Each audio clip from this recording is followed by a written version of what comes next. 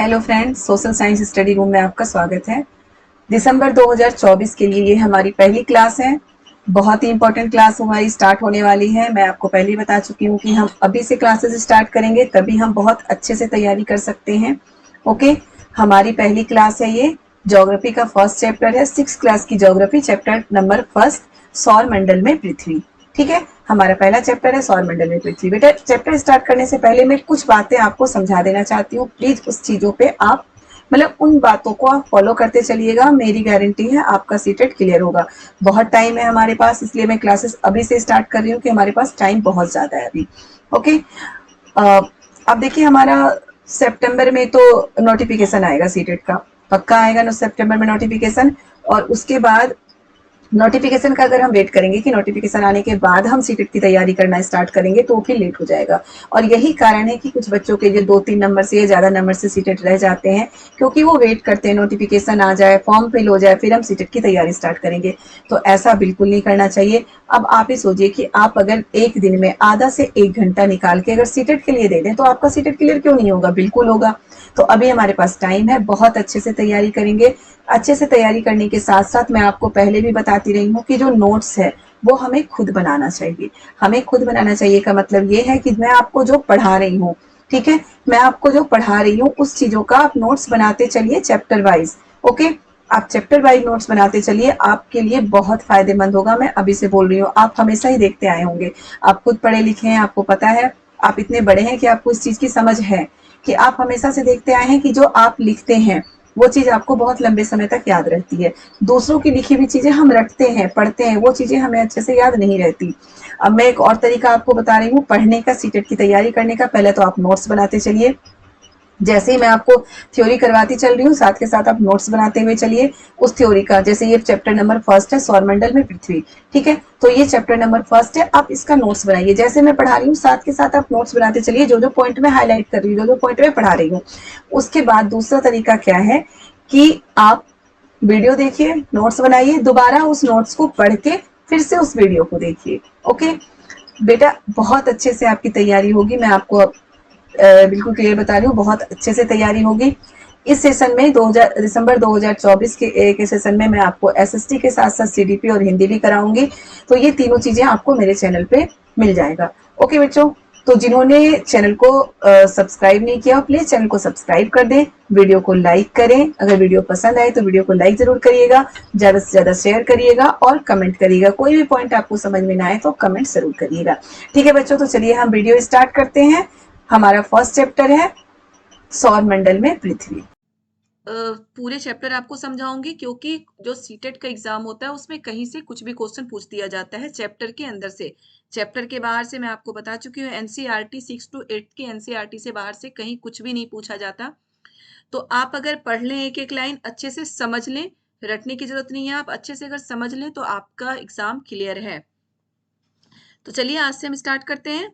Chapter number first, class 6 है, ये 6th class है। चैप्टर नंबर फर्स्ट, सौरमंडल में पृथ्वी, ज्योग्राफी का है ये चैप्टर। क्लास 6 ज्योग्राफी, सौरमंडल में पृथ्वी। ठीक है, सौरमंडल हमारा ये है, ये बहुत ही इंपॉर्टेंट होता है। सौरमंडल का जो चैप्टर है बेटा आपके सीटेट के लिए, आगे के लिए, हर चीज के लिए बहुत इंपॉर्टेंट है, क्योंकि जहाँ पे हम रह रहे हैं सौरमंडल में उसके बारे में हमें जानना बहुत जरूरी है। ये हमारा सौर परिवार है। पृथ्वी को सूर्य को इसका मुखिया कहा गया है, सौर परिवार का मुखिया कहा जाता है सूर्य को। और ये जो सारे परिवार हैं उसके जो 8 ग्रह हैं उनका परिवार बोला गया है, सूर्य का सारा परिवार है। तो हम देखते हैं, मैं आपको पहले ही बता चुकी हूँ कि एक एक लाइन, एक एक शब्द इसमें इंपॉर्टेंट है। जो इंपॉर्टेंट चीजें हैं वो मैं आपको बता रही हूँ, और जो जिस तरह के क्वेश्चन आपसे पूछे जाते हैं वो साथ साथ वो क्वेश्चन मैं आपको समझाती जाऊंगी। ठीक है, तो चलिए हम देखते हैं। सबसे पहले इसमें क्या है, सबसे पहले सूर्यास्त के बाद, मतलब पहले तो ये बताया गया है कि आकाश में बहुत सारे तारे टिमटिमाते हुए रात में हमें दिखते हैं, दिन में हमें नहीं दिखते, क्योंकि दिन में सूर्य की रोशनी होती है बहुत तेज। उस रोशनी के कारण जो आसमान में तारे होते हैं वो सब हमें नहीं दिखते, लेकिन सूर्यास्त के बाद हमें ये सारी चीजें दिखने लगती हैं। तो बेटा इसमें देखिए, यहाँ से क्वेश्चन बन सकता है कि इन चमकीली वस्तुओं के साथ आप लगभग प्रतिदिन चंद्रमा को भी देखते हैं। अलग अलग समय पर आकार, अलग अलग आकार और स्थिति में दिखाई देती है। जो चंद्रमा होता है हम देखते हैं कि वो अलग अलग स्थिति, हर दिन उसकी स्थिति, उसका आकार चेंज होता है चंद्रमा का। हमारी पृथ्वी से उसके आकार का हर दिन अलग अलग आकार का दिखता है। इसमें जैसे यहाँ से आपका क्वेश्चन बनता है कि पूर्ण चंद्रमा की रात्रि किसे कहा गया है? पूर्ण चंद्रमा की रात्रि किसे कहा गया है? पूर्णिमा को। आप क्वेश्चन लिखते जा सकते हैं साथ के साथ कि पूर्ण चंद्रमा की रात्रि किसे कहा गया है? पूर्णिमा को कहा गया है पूर्ण चंद्रमा की रात्रि। यहीं पे दूसरा क्वेश्चन आपका यहाँ पे बनता है कि नए चंद्रमा की रात्रि किसे कहा गया है? तो नए चंद्रमा की रात्रि हम अमावस्या को कहते हैं। इसमें बच्चे थोड़ा सा कंफ्यूज होते हैं कि जैसे पूर्ण चंद्रमा की रात्रि है, पूर्णिमा के बाद का मतलब एक दिन बाद हम नए चंद्रमा को देख रहे हैं। नहीं, ऐसा नहीं है। नए चंद्रमा की रात्रि हम अमावस्या को बोलते हैं क्योंकि अमावस्या के बाद से हमें चंद्रमा फिर से थोड़ा थोड़ा दिखना शुरू हो जाता है, इसलिए उसे हम नए चंद्रमा की रात्रि बोलते हैं। तो इस पैराग्राफ से आपके दो क्वेश्चन बनते हैं। पूर्ण चंद्रमा की रात्रि किसे बोलते हैं? पूर्णिमा को। और नए चंद्रमा की रात्रि हम किसे बोलते हैं? अमावस्या को। अब आगे देखिए क्या है कि आपको इस बात का आश्चर्य होगा कि दिन के समय चंद्रमा छोटी चमकीली वस्तुओं को नहीं देख पाते। ऐसा इसलिए होता है कि सूर्य की तेज प्रकाश के कारण। मैं आपको पहले ये बता चुकी हूँ कि दिन में जो आकाश में जो भी खगोलीय पिंड है हम उसे नहीं देख पाते। किसके कारण? सूर्य की तेज प्रकाश के कारण हम उन चीजों को नहीं देख पाते। अब यह है खगोलीय पिंड क्या है? खगोलीय पिंड हम किसे कहते हैं? तो आसमान में चमकने वाले जितनी भी चीजें हैं, सूर्य चंद्रमा तक, वे सभी वस्तुएं जो रात के समय आसमान में चमकती है। सूर्य चंद्रमा, सूर्य तो दिन में दिखता है, चंद्रमा या फिर और भी बहुत सारे ग्रह दिखते हैं, खगोलीय बहुत सारे ग्रह, उल्का पिंड, ये सभी हमें आसमान में दिखते हैं। उस सभी को हम क्या बोलते हैं? खगोलीय पिंड बोलते हैं। यहाँ से भी एक क्वेश्चन बनता है, फिर से मैं आपको बताती हूँ कि क्या यहाँ से क्वेश्चन बनता है, पूर्ण चंद्रमा की रात्रि किसे बोला गया? पूर्णिमा को। नए चंद्रमा की रात्रि किसे बोला गया? अमावस्या को, क्योंकि अमावस्या के बाद हमें चंद्रमा थोड़ा थोड़ा दिखना शुरू होता है, इसलिए इसे हम नए चंद्रमा की रात्रि बोलते हैं। दिन में हमें क्यों नहीं दिखते हैं जो आसमान में चमकने वाले तारे ग्रह जो भी हैं, दिन में हमें क्यों नहीं दिखते? सूर्य की तेज रोशनी के कारण दिन में हमें वो तारे और ग्रह नहीं दिखते हैं।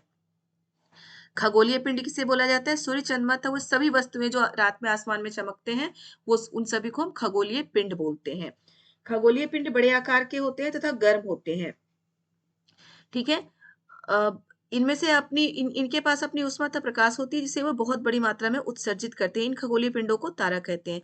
कुछ खगोलीय पिंड क्या होते हैं? उनके पास अपनी ऊष्मा तथा प्रकाश होती है। जो ग्रह होते हैं उनके पास अपनी ऊष्मा और प्रकाश नहीं होती। आपको बहुत अच्छे से पता है, हम भी एक ग्रह पे रहते हैं जिसे पृथ्वी कहते हैं। इनके पास अपनी ऊष्मा और प्रकाश नहीं है, लेकिन जो कुछ खगोलीय पिंड होते हैं उनके पास अपनी ऊष्मा और प्रकाश है, उसे हम क्या बोलते हैं? तारा बोलते हैं। उसे क्या बोलते हैं हम? तारा। तारा किसे बोलते हैं? वैसे खगोलीय पिंड जिनके पास अपनी ऊष्मा और प्रकाश है उसे हम तारा बोलते हैं। सूर्य भी एक तारा है। तो बेटा ये भी क्वेश्चन बनता है, मैं आपको पहले भी बोल चुकी हूँ कि एक एक पॉइंट से इसमें क्वेश्चन बनता है सीटेट के लिए, तो आपको एक एक पॉइंट देखना चाहिए।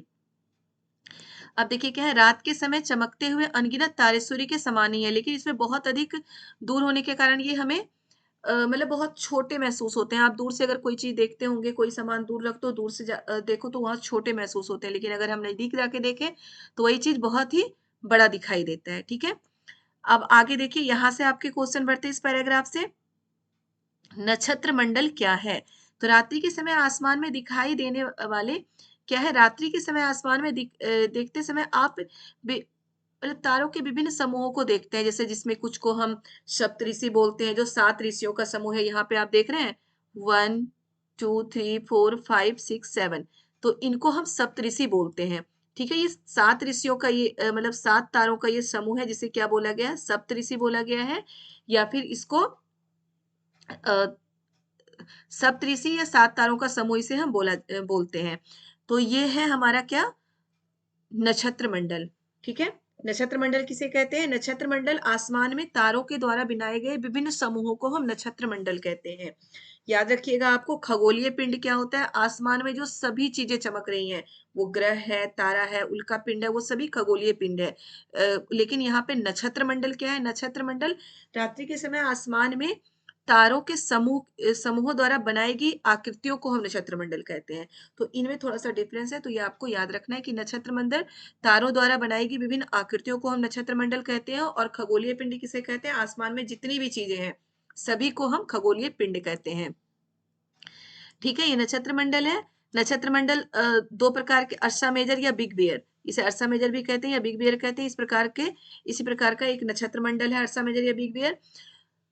सप्तऋषि, सप्तऋषि भी किसका भाग है? अर्सा मेजर का भाग है या बिग बियर का भाग है? सप्तऋषि। सप्तऋषि आपको बता चुकी हूँ, सप्तऋषि है। ये किसका भाग है? अर्सा मेजर या बिग बेयर का भाग है।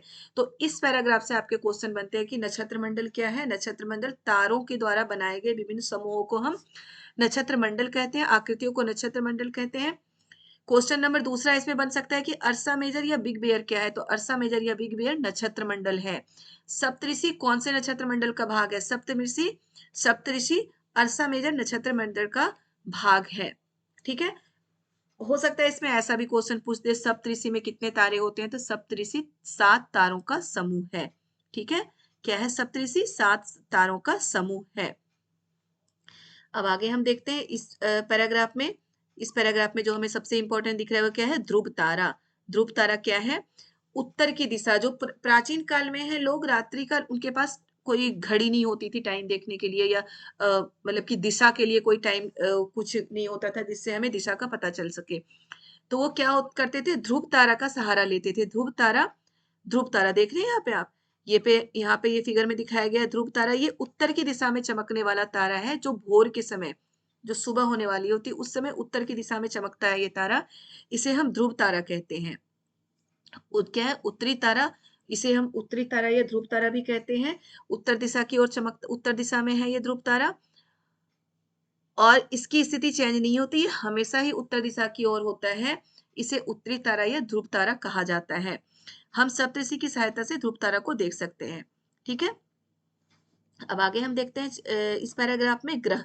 ग्रह किसे कहते हैं? अभी आप तारों के बारे में देख चुके थे कि जो तारा होता है उसके पास अपनी उष्मा और प्रकाश होती है, लेकिन ग्रह के पास क्या है?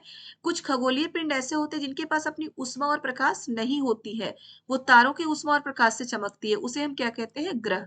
ठीक है, तारा क्या होता है? तारों के पास अपनी उष्मा और प्रकाश होती है, लेकिन ग्रह के पास अपनी उष्मा और प्रकाश नहीं होती है, उसे ही हम ग्रह कहते हैं।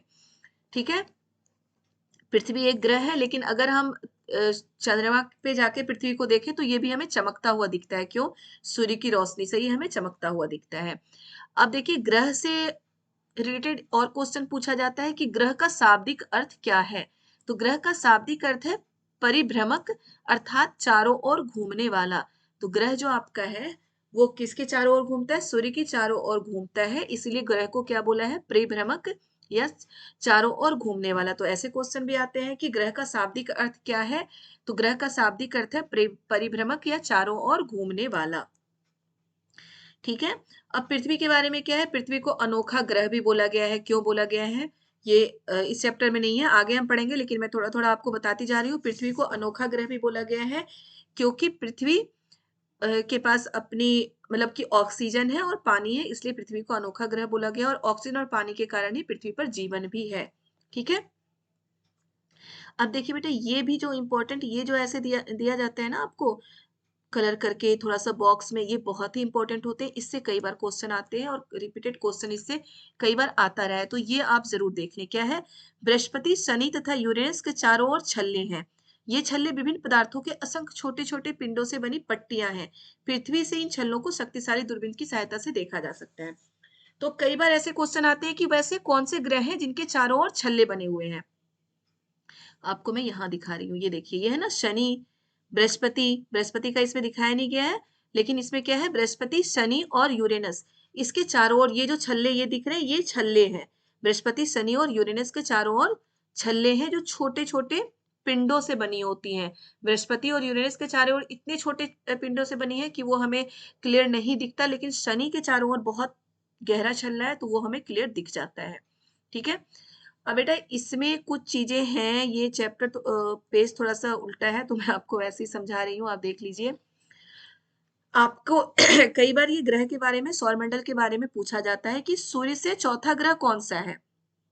तो आप बिल्कुल इसको ध्यान से याद कर लें। सबसे सूर्य के सबसे नजदीक का ग्रह बुध है, उसके बाद शुक्र, फिर पृथ्वी, मंगल, बृहस्पति, शनि, यूरेनस और नेपच्यून।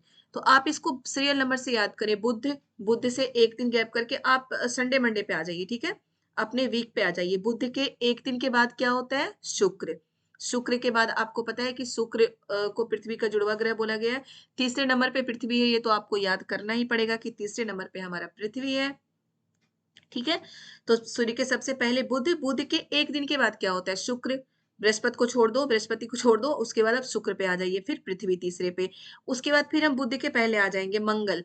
मंगल के एक दिन के बाद क्या होता है, बुध तो आ चुका है, दोबारा तो बुध आएगा नहीं, बृहस्पति।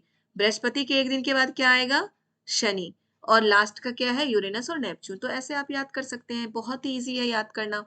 बुध, शुक्र, पृथ्वी, मंगल, क्या है, बुध, शुक्र, पृथ्वी, मंगल, शनि, बृहस्पति, शनि, यूरेनस और नेपच्यून। ठीक है।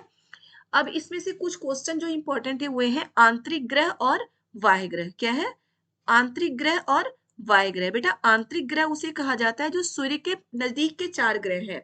कौन कौन से हैं, बुध, शुक्र, पृथ्वी और मंगल, ये सूर्य के नजदीक के 4 ग्रह हैं, इसे हम आंतरिक ग्रह बोलते हैं। यानी कि, और ये क्या होता है, ये चट्टानों से बने होते हैं, ये ठोस ग्रह हैं। आंतरिक ग्रह याद रखिएगा कि ये क्वेश्चन आता है कि आंतरिक ग्रह कौन कौन से हैं, उसमें कभी आपको दे देगा बुध, शुक्र, पृथ्वी, मंगल, एक तो सही ऑप्शन देगा, दूसरे में क्या दे देगा, बुध, शुक्र, बृहस्पति और शनि, तीसरे में ऐसे ऑप्शन दे देते हैं। तो आपको बिल्कुल ध्यान रखना है, जो पहले के 4 ग्रह हैं उसको आंतरिक ग्रह बोला गया है, और जो बाद के 4 ग्रह हैं उसे बाह्य ग्रह बोला गया है। ठीक है। अब आंतरिक ग्रह में दूसरा क्या है कि ये चट्टानों से बने बने हैं। बेटा ये जो फिगर है इससे कई बार बहुत सारे क्वेश्चन आते हैं, तो इसको आपको बहुत ध्यान से समझना है। जो आंतरिक ग्रह में पहला क्या है कि जो शुरू के 4 ग्रह हैं वो आंतरिक ग्रह हैं, ये सूर्य के नजदीक होते हैं। दूसरा इसमें क्या इंपॉर्टेंट है कि ये चट्टानों से बने होते हैं। आंतरिक ग्रह किस चीज से बने होते हैं, चट्टानों से बने होते हैं। आप ये भी थोड़ा सा दिमाग लगा के सोच के आप ऐसे याद कर सकते हो कि सूर्य के पास है ये, तो इसकी गैस, सूर्य की रोशनी के कारण इसके गैस जल चुके हैं, तो ये चट्टानों से बने हैं, ठोस है। ठीक है। तो आंतरिक ग्रह क्या है, सूर्य के पास के 4 ग्रह हैं, जो नजदीक के 4 ग्रह हैं, और ये चट्टानों से बने हैं। वही बाह्य ग्रह क्या है, ये सूर्य से मतलब कि बहुत ही दूर होते हैं, बाद के 4 ग्रह हैं, बृहस्पति, शनि, यूरेनस और नेपच्यून, इसे हम बाह्य ग्रह बोलते हैं। और ये क्या है, ये गैसीय ग्रह है, तरल पदार्थों से बने होते हैं, ये गैसीय ग्रह है, ये चट्टान, ये ठोस नहीं है, ये गैसीय ग्रह है, ये चारों। ठीक है। अब देखिए हर ग्रह के बारे में हम देखते हैं। बुध का क्या है, सूर्य के सबसे नजदीक का ग्रह है, ये सूर्य की परिक्रमा करने में, बुध सूर्य के सबसे नजदीक का ग्रह है। सूर्य की परिक्रमा करने में कितने दिन लगते हैं, 88 डेज, मतलब 88 दिन लगता है इसको सूर्य की परिक्रमा करने में। जो महत्वपूर्ण है बेटा वो बुध का है और आपका पृथ्वी का है, कि बुध को सूर्य की परिक्रमा करने में कितने दिन लगता है, और पृथ्वी को सूर्य की परिक्रमा करने में कितना दिन लगता है। पृथ्वी का तो आप सभी को पता है कि कितने दिन लगता है पृथ्वी को सूर्य की परिक्रमा करने में, 365 दिन। ठीक है। 365 दिन सूर्य की परिक्रमा करने में पृथ्वी को लगता है, और वहीं बुध को सूर्य की परिक्रमा करने में 88 दिन, 88 डेज लगता है, क्योंकि वो बहुत ही नजदीक का ग्रह है। ठीक है। इसी में ये भी है कि शुक्र को क्या है, पृथ्वी का जुड़वा ग्रह बोला गया है, मंगल को लाल ग्रह बोला गया है। बहुत सारी चीजें मैं आगे आपको बताऊंगी अभी। अब नेक्स्ट आ जाते हैं हम। बृहस्पति क्या है, सूर्य के चारों ओर एक परिक्रमण करने में 11 साल 11 महीने लगभग 12 साल लगाते हैं। ठीक है। तो इसमें तो आपको इतना ही देखना है कि जो मैंने बताया था कि इस फिगर में आपको क्या क्या याद कर लेना है, आपको अच्छे से लिख के याद कर लेना है कि आंतरिक ग्रह, सूर्य के पास के 4 ग्रह आंतरिक ग्रह हैं, और ये चट्टानों से बने हुए हैं, ठोस ग्रह हैं। ये कौन कौन से हैं, बुध, शुक्र, पृथ्वी और मंगल, ये आंतरिक ग्रह हैं। वही बाह्य ग्रह कौन कौन से हैं, बृहस्पति, शनि, यूरेनस और नेपच्यून, ये बाह्य ग्रह हैं, और ये तरल पदार्थों से बने हुए हैं, गैसीय ग्रह हैं। ठीक है। दूसरा आपको ये याद करना है कि इसमें सूर्य की परिक्रमा करने में बुध को कितना समय लगता है, 88 डेज, और पृथ्वी को कितना समय लगता है, 365 दिन। ये तो सबको याद ही है। ठीक है। और जो ग्रह का सीरियल नंबर है वो सीरियल नंबर आप जरूर याद कर लें, अच्छे से कर लें, क्योंकि कई बार पूछ दिया जाता है कि सूर्य से चौथा ग्रह कौन सा है, सूर्य से 5वां ग्रह कौन सा है, तो इस तरह के क्वेश्चन आपके पूछे जाते हैं। चलिए हम आगे देखते हैं। अब आ गया सौरमंडल, जो बहुत चीजें मैं उसमें आपको बता चुकी हूँ, यही सौरमंडल है एक, ये हमें जरूर देख लेना है बेटा। मैं आपको पहले ही बता चुकी हूँ, बॉक्स के जो लिखे हुए पॉइंट होते हैं जिन्हें हम इग्नोर करते हैं, ये बहुत ही इंपॉर्टेंट होते हैं। क्या है, पौराणिक रोमन कहानियों में सोल सूर्य देवता को कहा गया है। सौर शब्द का अर्थ है सूर्य से संबंधित। ठीक है। इसलिए सूर्य के परिवार को सौरमंडल कहा जाता है। तो इससे ऐसे क्वेश्चन बन सकते हैं कि पौराणिक रोमन कहानियों में सोल किसे कहा गया है, तो सोल किसे कहा गया है, सूर्य को। ठीक है। पौराणिक रोमन कहानियों में सोल किसे कहा गया है, सूर्य को कहा गया है। तो ऐसे क्वेश्चन आने की संभावना होती है, तो इसे आप जरूर पढ़ लें, जरूर याद कर लें। ठीक है। देखो यहाँ पे शब्द की उत्पत्ति है, जियोलॉजी, जियोलॉजी मतलब क्या है, पृथ्वी का अध्ययन। जियोमेट्री मतलब पृथ्वी का जियोलॉजी पृथ्वी का अध्ययन। जियोमेट्री मतलब पृथ्वी का मापन। जियोऑइड मतलब पृथ्वी के आकार के अनुरूप। ये सब क्वेश्चन बेटा आता है कि ये क्या है जियोलॉजी का से मतलब पृथ्वी का अध्ययन हम कैसे करते हैं जियोलॉजी के थ्रू। पृथ्वी का मापन हम कैसे करते हैं जियोमेट्री से। पृथ्वी ऑइड कैसे करते हैं, पृथ्वी के आकार के अनुरूप। पृथ्वी ऑइड है, ठीक है। तो ये सारे आपको याद कर लेना है, ये सब आता है।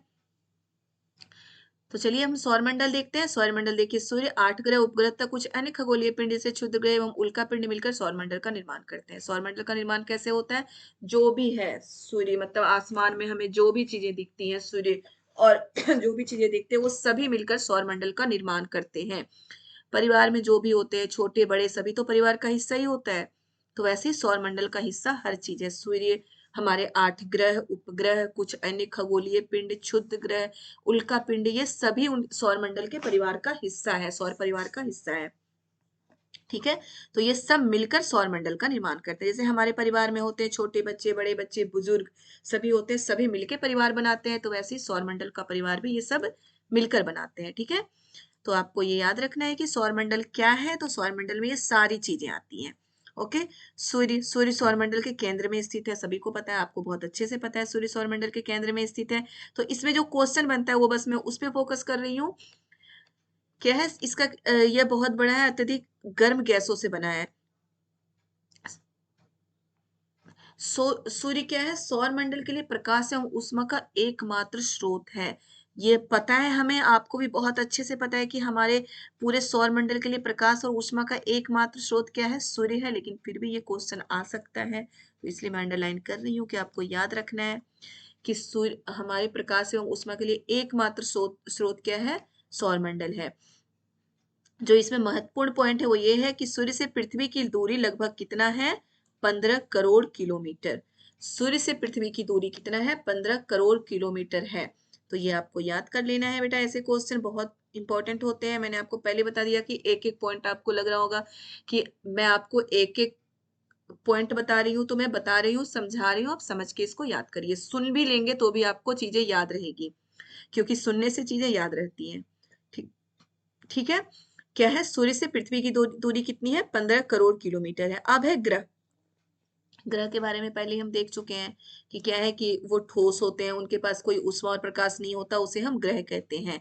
हमारे सौरमंडल में कितने ग्रह हैं, 8 ग्रह हैं। मैं अभी आपको बता चुकी हूँ पीछे वो फिगर के साथ ही कि बुध, शुक्र, पृथ्वी, मंगल, बृहस्पति, शनि, यूरेनस और नेपच्यून, ये हमारे सौरमंडल के 8 ग्रह हैं, ठीक है।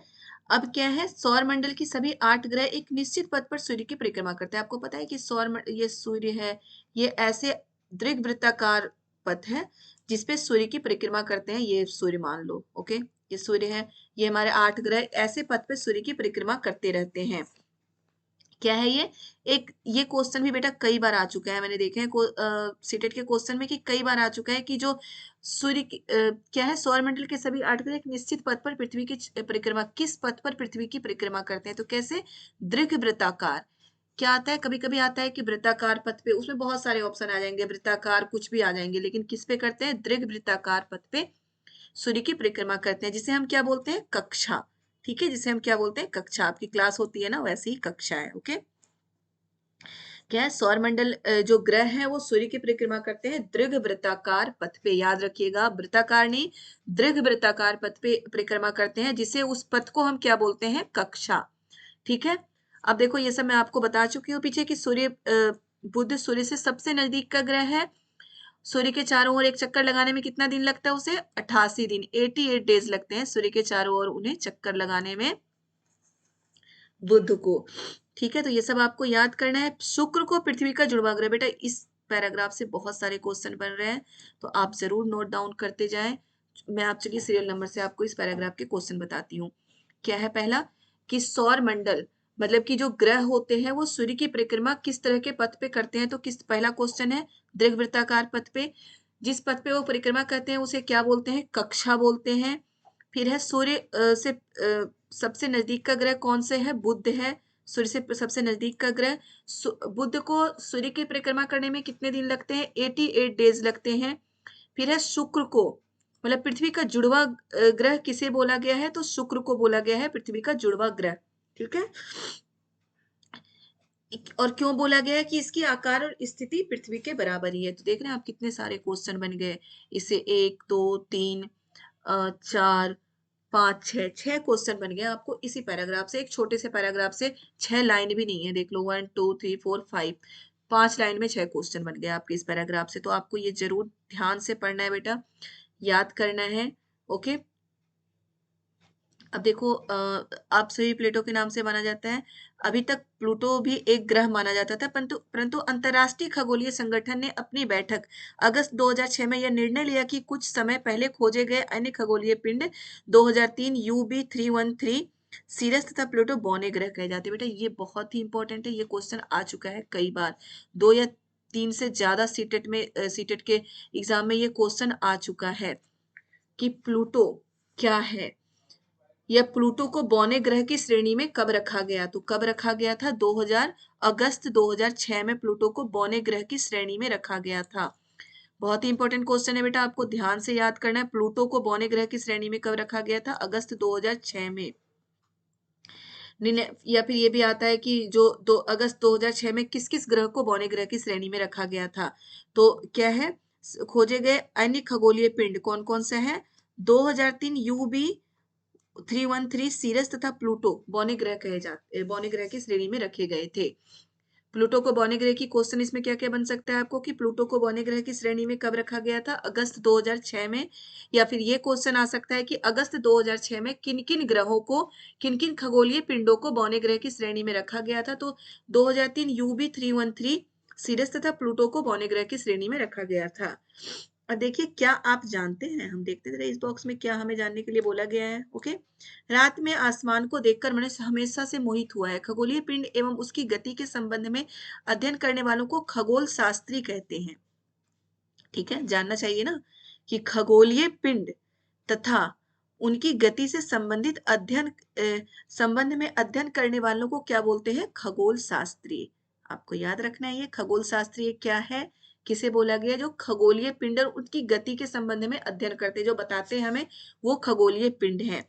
आर्यभट्ट प्राचीन भारत के प्रसिद्ध खगोल शास्त्री हैं। आर्यभट्ट कौन थे, आपको दे सकता है कि प्राचीन भारत के प्रसिद्ध खगोल शास्त्री कौन थे, और कई नाम दे देंगे आपको। आर्यभट्ट एक तो सही ऑप्शन देना ही है उनको, एक सही ऑप्शन दे देंगे आर्यभट्ट। तो आपको याद रखना है कि आर्यभट्ट प्राचीन भारत के प्रथम मतलब कि प्रसिद्ध खगोल शास्त्री कौन है, आर्यभट्ट। और खगोलीय पिंडों और उनकी गति के संबंध में अध्ययन करने वालों को हम क्या बोलते हैं, खगोल शास्त्री बोलते हैं। ठीक है, अब देखिए अब पृथ्वी है। ठीक है, अभी तो हम क्या देख रहे थे, आपको हमने सूर्य देख लिया, ग्रह देख लिया, अब हम आएंगे पृथ्वी। ठीक है, पृथ्वी क्या है, सूर्य से दूरी के हिसाब से पृथ्वी तीसरा ग्रह है, आपको बता चुकी हूं मैं, पृथ्वी तीसरा ग्रह है। आकार में यह 5वां सबसे बड़ा ग्रह है। ओके, ये भी आप बहुत ही इंपॉर्टेंट है कि पृथ्वी आकार में क्या है, ये पैराग्राफ देख लो आप। पृथ्वी आकार में 5वां सबसे बड़ा ग्रह है, 5वें स्थान पे आता है, आकार में पृथ्वी का बड़ा ग्रह है। पृथ्वी ध्रुवों के पास थोड़ी चपटी है, आपको बहुत अच्छे से पता है। ये देखिए पृथ्वी क्या होता है, ध्रुवों के पास थोड़ी सी चपटी होती है, दक्षिणी ध्रुव और उत्तरी ध्रुव पे थोड़ी थोड़ी सी चपटी है पृथ्वी। यही कारण है कि पृथ्वी के आकार को क्या बोला गया है, भू आप।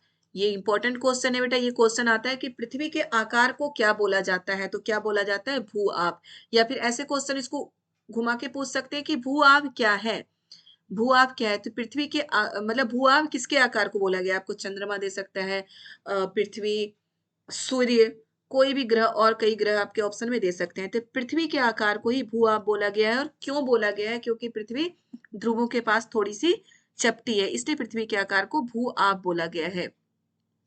पृथ्वी को अनोखा ग्रह बोला गया है, मैं आपको पहले ही बता चुकी हूँ कि जीवन के लिए अनुकूल परिस्थितियां संभव है पृथ्वी पे, इसलिए पृथ्वी को अनोखा ग्रह बोला गया। यहाँ पे पानी भी है, यहाँ पे वायु है, और यही सब कारण है कि पृथ्वी पर अद्भुत ग्रह, अनोखा ग्रह पृथ्वी को बोला जाता है, पानी और वायु के कारण, और यहाँ पे जीवन संभव है, इसलिए पृथ्वी को अनोखा ग्रह बोला गया। और पृथ्वी को नीला ग्रह भी कहा जाता है। अब पृथ्वी को नीला ग्रह क्यों कहा जाता है, क्योंकि जब अंतरिक्ष से हम पृथ्वी को देखते हैं तो ये नीले कलर का दिखता है, और इसका रीजन ये है कि पृथ्वी के 2/3 हिस्से पे पानी है। ठीक है, क्या है इसका कारण कि पृथ्वी के 2/3 हिस्से पे पानी है, इसलिए पृथ्वी को क्या बोला गया है, नीला ग्रह बोला गया है। तो बेटा ये क्वेश्चन भी आपको, जो भी मैं आपको महत्वपूर्ण चीजें बता रही हूँ वो क्वेश्चन आपको बिल्कुल याद करना है। अब देखिए ये बॉक्स हम तो भूल ही गए थे कि हमें ये बॉक्स भी पढ़ना है। ऐसे ही पढ़ते हुए हम बॉक्स को छोड़ के भाग जाते हैं, जो कि हमको नहीं जाना। ठीक है, क्या है, क्या आप जानते हैं? चलिए हम देखते हैं क्या हमें बताना चाह रही है ये। प्रकाश की गति लगभग 3 लाख किलोमीटर प्रति सेकंड होती है। प्रकाश की जो गति है, यानी कि सूर्य की प्रकाश हम तक पहुंचने में कितना टाइम लगाता है? 3 लाख किलोमीटर प्रति सेकंड। इस गति के बावजूद सूर्य के प्रकाश को पृथ्वी तक पहुंचने में 8 मिनट का समय लगता है। ये इसमें बेटा आपको 2 क्वेश्चन बन सकता है। पहला क्या, प्रकाश की गति कितनी होती है? 3 लाख किलोमीटर प्रति सेकंड। और सूर्य की प्रकाश को पृथ्वी तक पहुंचने में कितना समय लगता है? तो 8 मिनट। ओके, कितना समय लगता है सूर्य के प्रकाश को पृथ्वी तक पहुंचने में? 8 मिनट का समय लगता है। 2 क्वेश्चन तो आपका इसी में से बन गया। ठीक है, तो ऐसे क्वेश्चन आप देखने चाहिए। रोचक तत्व देखो, नील आर्मस्ट्रांग पहले व्यक्ति जिन्होंने 20 जुलाई 1969 को सबसे पहले चंद्रमा की सतह पर कदम रखा था। चंद्रमा की सतह पर कदम रखने वाले सबसे पहले व्यक्ति कौन है? Neil Armstrong. ठीक है, इसको आपको याद करना है। कब रखा था? 20 जुलाई 1969 को। अब चलिए हम चंद्रमा को देखते हैं। चंद्रमा में क्या है? हमारी, आपको पता है कि हमारा जो इकलौता उपग्रह है ना, पृथ्वी का इकलौता उपग्रह कौन सा है? चंद्रमा है। अभी चंद्रमा पे जो चंद्रमा का दक्षिण ध्रुव है वहां पे हमारे पृथ्वी ने कदम रखे थे, पृथ्वी के चंद्रयान ने कदम रखे हैं। तो ये तो बहुत ही महत्वपूर्ण क्वेश्चन है। ठीक है, चंद्रयान 3 है जो चंद्रमा पे कदम रख चुका है, दक्षिण ध्रुव पे चंद्रमा के, जहां पे अभी तक कोई नहीं जा पाया है, वहां पे चंद्रयान 3 जा चुका है। चलिए देखते हैं चंद्रमा। महत्वपूर्ण है भाई हमारे लिए चंद्रमा, क्योंकि अभी हम घूम के आए हैं चंद्रमा पे। हमारी पृथ्वी के पास केवल एक उपग्रह है चंद्रमा। इसका व्यास पृथ्वी के व्यास के केवल 1/4 है। ठीक है, आपको ये भी याद करना है कि जो चंद्रमा का व्यास है हमारी पृथ्वी के व्यास का कितना है? 1/4। यह इतना बड़ा इसलिए प्रतीत होता है क्योंकि ये हमारे ग्रह के खगोलीय पिंडों की अपेक्षा नजदीक है। ये बहुत ही नजदीक है, इसलिए ये, मतलब जितने भी खगोलीय पिंड है सबसे नजदीक चंद्रमा है, इसलिए हमें ये इतना बड़ा दिखाई देता है। ठीक है, यह हमसे लगभग कितना है? 3,84,400 किलोमीटर दूर है। चंद्रमा की दूरी पृथ्वी से कितनी है?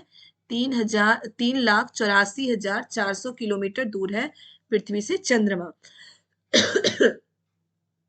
ठीक है, तो अब क्या है? चंद्रमा पृथ्वी पर चक्कर लगाने में 27 दिन में पृथ्वी का पूरा चक्कर लगाता है। जैसे सूर्य की परिक्रमा पृथ्वी करती है, वैसे पृथ्वी की परिक्रमा कौन कर रहा है? चंद्रमा कर रहा है। और चक्कर लगाने में कितना टाइम लगाता है? 27 दिन। ठीक है, चंद्रमा की स्थितियां जीवन के लिए अनुकूल नहीं है। वहां पे ना ऑक्सीजन है ना पानी है, इसलिए चंद्रमा की स्थिति जीवन के लिए अनुकूल नहीं है। वहां पे जीवन, मतलब कि वहां पे जीवन संभव नहीं है। चंद्रमा एक उपग्रह है, ये मानव निर्मित उपग्रह नहीं है, बल्कि ये क्या है? प्राकृतिक उपग्रह है चंद्रमा पृथ्वी का। तो ये आपको याद रखना है चंद्रमा का। अब है क्षुद्र ग्रह। क्षुद्र ग्रह किसे कहा जाता है? ग्रह तारों एवं उपग्रहों के अतिरिक्त असंख्य छोटे पिंड भी सूर्य के चारों ओर चक्कर लगाते हैं। छोटे छोटे पिंड सूर्य के चारों ओर चक्कर लगाते रहते हैं। बहुत बड़े बड़े पत्थर बोल सकते हैं उसे ही हम क्षुद्र ग्रह कहते हैं। क्या है? ग्रह तारे, ग्रह एवं तारों के अतिरिक्त असंख्य छोटे छोटे पिंड पृथ्वी के चारों ओर चक्कर लगाते, सॉरी पृथ्वी के नहीं, सूर्य के चारों ओर चक्कर लगाते हैं, जिसे हम क्या कहते हैं? क्षुद्र ग्रह कहते हैं। यही क्षुद्र ग्रह जब टूट के विस्फोट होता है ना, जिसे हम टूटता तारा कहते हैं, कोई तारा नहीं टूटता, बल्कि यही क्षुद्र ग्रह जो है जिसके विस्फोट से क्या होता है? टूटता तारा कहते हैं। अब है उल्का पिंड। उल्का पिंड क्या है? सूर्य के चारों ओर चक्कर लगाने वाले पत्थरों के छोटे छोटे टुकड़ों को उल्का पिंड कहते हैं। कभी कभी उल्का पिंड पृथ्वी के इतने नजदीक आ जाते हैं कि इनकी प्रवृत्ति पृथ्वी पर गिरने की होती है। कभी कभी न्यूज में आता है ये उल्का पिंड पृथ्वी से टकराने वाला है, ये हो जाएगा, वो हो जाएगा, वही है उल्का पिंड। ठीक है, ये छोटे छोटे पत्थरों के टुकड़े हैं। ठीक है, और मतलब कि ये टूट के बिखरते रहते हैं कहीं कहीं भी, तो कभी कभी इनकी स्थिति ऐसी हो जाती है। याद रखिएगा, उल्का पिंड क्या है? सूर्य के चारों ओर चक्कर लगाने वाले छोटे छोटे पत्थरों के टुकड़े हैं। इनकी स्थिति क्या होती है कि ये कभी कभी, मतलब घर्षण होने के कारण ये गर्म होकर जल जाते हैं। और यही उल्का पिंड, सॉरी मैं आपको क्षुद्र ग्रह के बारे में बता रही थी कि वो टूटता तारा नहीं, उल्का पिंड जब गर्म होकर जलता है तो वो ऐसा लगता है जैसे कोई तारा टूट रहा हो। और यही टूटता तारा हम क्या बोलते हैं? कि तारा टूट रहा हो। ठीक है, अगर पृथ्वी पर ये कहीं गिर जाए तो बहुत गहरे गड्ढे बना देता है उल्का पिंड। ठीक है, आकाश गंगा देखिए, इसमें एक है आकाश गंगा। क्या है? आकाश में कोई गंगा नदी तो बह नहीं सकती, तो अब ये है क्या वो हम देखते हैं। क्या है, लाखों तारों का समूह है, मतलब बहुत लाखों तारे होते हैं, उनके समूह है। तो वो चमकीला समूह जो होता है वो हमें एक नदी की तरह दिखता है, जिसे हम मिल्की वे या आकाश गंगा कहते हैं। ठीक है, हम मिल्की वे भी इसे कह सकते हैं या आकाश गंगा कहते हैं। बहुत सारे तारों के समूह को क्या कहते हैं, मिल्की वे या आकाश गंगा कहते हैं। ओके, आपको याद रखना है। हमारा जो सौर मंडल है ये भी आकाश गंगा का एक भाग है। आपको याद रखना है बेटा कि हमारा सौर मंडल किसका भाग है, आकाश गंगा का भाग है। अभी हम ये क्या पर लाखों तारों के समूह को हम आकाश गंगा कहते हैं, मिल्की वे आकाश गंगा या मिल्की वे कहते हैं। और हमारा सौर मंडल भी इसी आकाश गंगा का एक भाग है। ठीक है, अब ब्रह्मांड, ब्रह्मांड क्या है, क्या होता है कि लाखों, अभी हमने ऊपर पढ़ा है कि लाखों तारों के मतलब कि समूह को आकाश गंगा कहते हैं। ये क्वेश्चन आ सकता है कि आकाश गंगा क्या है, तो लाखों तारों के समूह को आकाश गंगा कहते हैं। हमारा सौर मंडल आकाश, कौन से आकाश गंगा का भाग है, मिल्की वे, या फिर हमारा सौर मंडल किसका भाग है, तो आकाश गंगा का भाग है। ठीक है, अब है ब्रह्मांड। ब्रह्मांड क्या है कि इस प्रकार की लाखों आकाश गंगाएं मिलकर ब्रह्मांड का निर्माण करती हैं। ठीक है, ब्रह्मांड सबसे बड़ा होता है, सौर मंडल के ऊपर आकाश गंगा के ऊपर क्या है, ब्रह्मांड। ठीक है, ब्रह्मांड के अंदर कई सारे लाखों आकाश गंगाएं होती हैं। आकाश गंगाओं के अंदर कई लाखों हो सकते हैं आपके सौर मंडल। ठीक है, उसमें भी ग्रह हो सकता है पृथ्वी भी हो कोई ग्रह। ओके, तो यही है ब्रह्मांड। ब्रह्मांड क्या है, लाखों आकाश गंगाओं से मिलकर ब्रह्मांड का निर्माण होता है। सबसे नीचे हमारा क्या है, सौर मंडल, सौर मंडल के ऊपर है आकाश गंगा, आकाश गंगा के ऊपर है ब्रह्मांड। तो बेटा ये चैप्टर आपका हो चुका है। देखिए थोड़े से इसमें जो कुछ क्वेश्चंस हैं वो हम देखते हैं। ऑब्जेक्टिव, किस ग्रह को पृथ्वी के जुड़वा ग्रह के नाम से जाना जाता है, किसको, शुक्र को। सूर्य से तीसरा सबसे नजदीक का ग्रह कौन सा है, बताइए। सूर्य से तीसरा सबसे नजदीक का ग्रह कौन सा है, पृथ्वी। मैंने आपको बताया था कि ऐसे क्वेश्चन पूछे जाते हैं, तो आपको याद रखना है। सभी ग्रह सूर्य के चारों ओर किस प्रकार के पथ पर चक्कर लगाते हैं, दीर्घवृत्ताकार, देखो है ना, वृत्तीय पथ पर, आयताकार, दीर्घवृत्ताकार। ध्रुव तारे से किस दिशा का पता चलता है, उत्तर दिशा से, उत्तर दिशा का। क्षुद्र ग्रह किन कक्षाओं के बीच पाए जाते हैं, जो क्षुद्र ग्रह हैं वो किन कक्षाओं के बीच पाए जाते हैं। आप ये क्वेश्चन का आंसर आप हमें बताएंगे। इसका आंसर आप खुद ढूंढ के मुझे बताइएगा कि क्षुद्र ग्रह किस कक्षाओं के बीच पाए जाते हैं। मैं आपको आंसर यहां से बताती हूँ फिर एक बार। पृथ्वी, सूर्य, सौर मंडल, क्षुद्र ग्रह, कहाँ है क्षुद्र ग्रह। क्षुद्र ग्रह कौन से कक्षाओं के बीच पाए जाते हैं, बिल्कुल ग्रह में ही आएगा आपका। क्षुद्र ग्रह कहाँ पे पाए जाते हैं,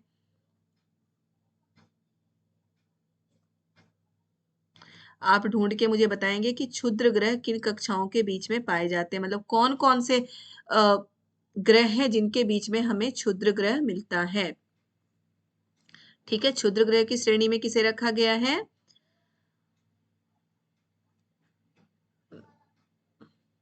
मैं आपको नहीं बताऊंगी, आप खुद मुझे बताएंगे। आपके नजरों के सामने है क्षुद्र ग्रह कौन कौन से कक्षाओं के बीच में पाए जाते हैं, और इसका आंसर आप मुझे खुद बताएंगे कि क्षुद्र ग्रह कौन कौन से कक्षाओं के बीच में पाए जाते हैं। मैं वो उम्मीद करती हूँ कि आप जरूर इसका आंसर मुझे बताएंगे। तो बेटा ये थे आपके chapter number 2, sorry chapter number 1। Chapter number 2 geography का कल मैं अपलोड करूंगी। तो वीडियो को आप लाइक और सब्सक्राइब जरूर कर दें, चैनल को सब्सक्राइब जरूर करें, वीडियो को लाइक जरूर करें। ऐसे ही महत्वपूर्ण क्वेश्चन आंसर मैं आपको डालती रहूंगी एग्जाम तक। मैंने आपको पहले ही बताया कि आप अगर 6 to 8 की एनसीईआरटी पढ़ लें, इससे आगे आपको कुछ भी पढ़ने की जरूरत नहीं है। सीटेट के लिए सफिशियंट है, 100% आप क्लियर करेंगे। और मैं आपका सिलेबस जरूर पूरा कराऊंगी।